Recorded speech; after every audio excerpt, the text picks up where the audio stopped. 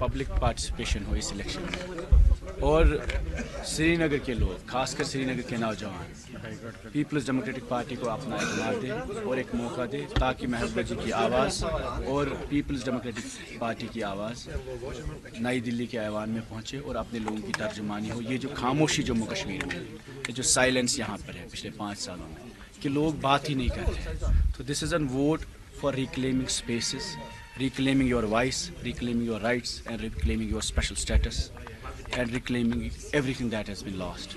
So we are trying to reach out to the people of Kashmir कि आप अपनी जमात को पीपल्स डेमोक्रेटिक पार्टी कलम दवात को कामयाब करें ताकि हम आपकी आवाज़ बनकर नई दिल्ली के ऐवान में आपकी तर्जुमानी करें। वहीद साहब, national conference election PDP has the backing of BJP. How could you? नहीं, वो सबको पता है। देखिए, हम तो कल तक उनको बोल रहे थे आप हमारे साथ अलाइंस करिए, आप हमारे साथ चलिए, और सीट शेयरिंग में no to people like Kashmiris have a reason to fight right now. और हम तो आज भी कहते हैं वो अगर PhD के कैंडिडेट्स उठाते हम तो उनको अनकंडीशनल सपोर्ट करते, या कंसेंसस में अगर कैंडिडेट उठाते हम तो अनकंडीशनल सपोर्ट करने के लिए तैयार थे। और महबूबा जी ने बार बार कहा ये नहीं कि हमें सीट शेयरिंग चाहिए थी, हम ये चाहते थे कि आपस में न लड़ा जाए इस वक्त। बाकी उन्होंने कहा ये ज़मीन पर ही नहीं है। 4 हफ्ते पहले उमर साहब ने कहा कि ये तो है ही नहीं। अब जो ही महबूबा जी की थोड़ी बहुत कैंपेन शुरू हुई, उनकी जो थोड़ी वेव दिख रही है, उस वजह से ये लोग परेशान होंगे। तो बट हमारा आज भी इस इलेक्शन में we are not fighting against NC और we are not fighting against any political party.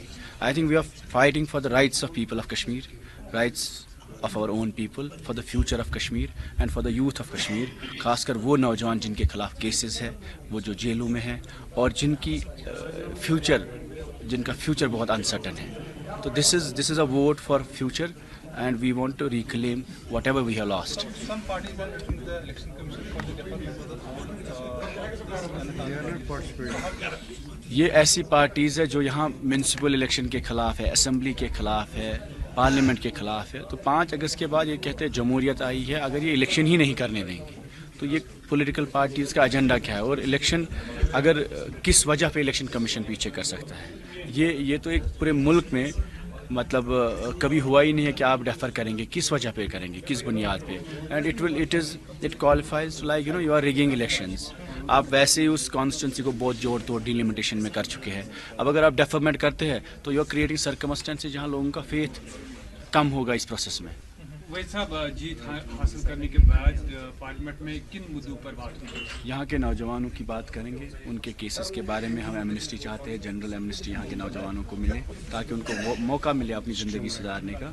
खासकर जो लोग जेलों में बाहर है अक्रॉस इंडिया, उनकी वापसी की बात करेंगे, 370 की बात करेंगे, और स्पेशल स्टेटस की बात करेंगे, और जो कश्मीर का फ्यूचर अनसर्टन है, जो यहाँ के लोगों की इनसिक्योरिटीज़ है, उस पर बात करेंगे ताकि लोगों को लगे कि हमें आवाज़ मिल रही है, और ये जो खामोशी है इसको दूर करने की कोशिश करेंगे। वहीद साहब, नेशनल कॉन्फ्रेंस और PDP दोनों जो है वो इंडी अलायंस के बात है, तो आपको लगता है कि अगर आप यहाँ पर कश्मीर में अगर ये दोनों पार्टी अलग अलग रास्ते पर नहीं जाती तो ये कंटेस्ट जो होता ईजी होता? बहुत आसान हो जाता, काफ़ी आसान था, और फिर तो कोई कंपटीशन ही नहीं था।